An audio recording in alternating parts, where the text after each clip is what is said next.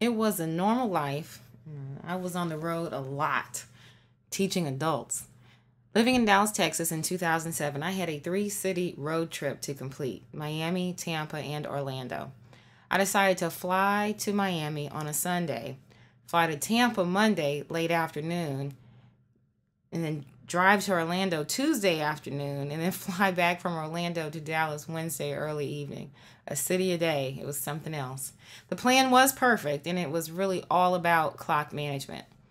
The trip to Miami was uneventful, and my day in Miami went exactly as I had planned. I am a planner. So here I am on my second plane ride in 24 hours, headed to Tampa. The airtime was quoted as being 26 minutes. Sounded like an up and down situation to me. We took off. I positioned myself to play the tunes on my iPod for the short flight. If I was lucky, I could get 4 songs in while we were in flight. I always like to sit next to the window. Yes, I always want to know what's going on. More concerned with the outside of the plane than the inside. And then the unthinkable happened. While I sat on the left side of the plane, I felt the left engine cut off. We had just made it into the clouds, and now we were falling fast out of the clouds, tilting on our left side and then quickly moving to nose first. People were screaming, somehow as if it was in slow motion. I looked out the window, then looked straight ahead, and I said, "It's over." Now, I didn't scream. I didn't cry. I calmly acknowledged that this was it. My life was going to end. Just like that, it had been revealed to me, and soon life would be over. And just before I could process any other thoughts, a huge clunk was felt, and the left side seemed to have power again, and the nosedive pulled up. People started clapping and screaming for joy. Our falling group casket had returned to an airplane again. The flight was the longest, less than 1 hour I had ever experienced. And now realizing what had happened, I then processed my own actions. I wasn't scared. I accepted the life I had lived. But why was that?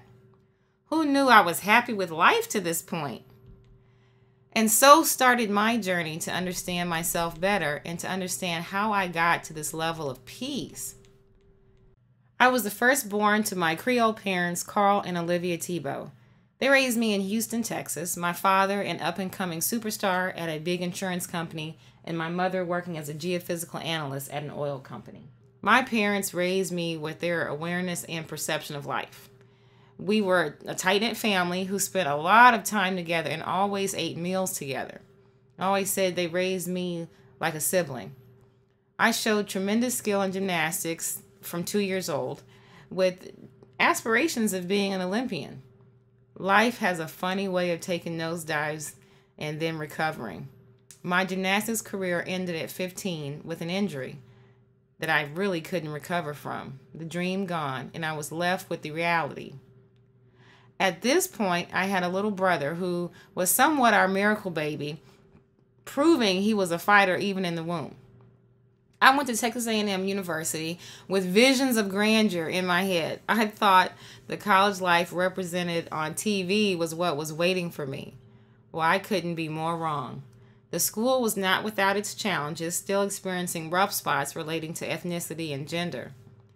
Texas A&M was originally an all-male military school, so the idea of a woman of color attending A&M was certainly not the original plan. Add to that, I was more than outspoken. By my junior year, I became a target for threats of violence.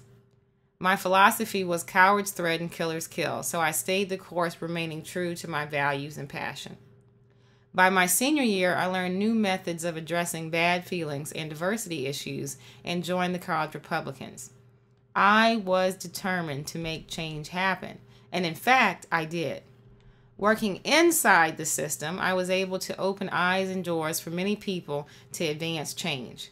I was okay with being the guinea Aggie in the laboratory of life.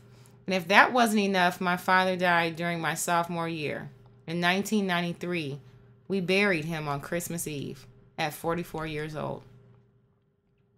I graduated from A&M at 21 years old, and so began my pursuit to find self. I made many mistakes because once again I had visions of grandeur about life after college. Those misconceptions led to failed relationships, and by the end of my 20s, I was a single mom wondering how she got there. Realizing change needed to happen, I enrolled in a master's program from the University of Phoenix, and life began to take off. I was learning about self and others. I was really finding my way. Along the way, I had my own business that was sustaining me and my daughter. What an empowering experience. And then I got on that plane. And well, you heard how that went. Part of me feels like I am on borrowed time. But I'm grateful for every single day. I was determined to teach people how to love life while they were living so that death isn't scary. I didn't scream that day. I don't suspect I will scream when the time comes for me to exit stage left. I wanted to teach people how to live fearlessly, and fearless we shall all be. My life has had many outspoken moments where not everyone was thrilled with what I had to say. Threats never stopped me, and even a falling plane couldn't kill me. Life is about direction. It is about you knowing who you are and what your journey is to be. When my father died when I was in college, I characterized that moment as the time I aged. I stopped worrying about the things that didn't matter and began caring about the people that do. I've elected to carry many torches when it was not necessarily fashionable to do so. Life is about choices, and I have proudly carried the torch for people who were unable to carry it alone. Living fearlessly has given me the most amazing life, and I'm excited to see how much more is in store. I live life like if tomorrow is it, I want today to be fearless. Not worried about flawless. I'm completely satisfied with fearless.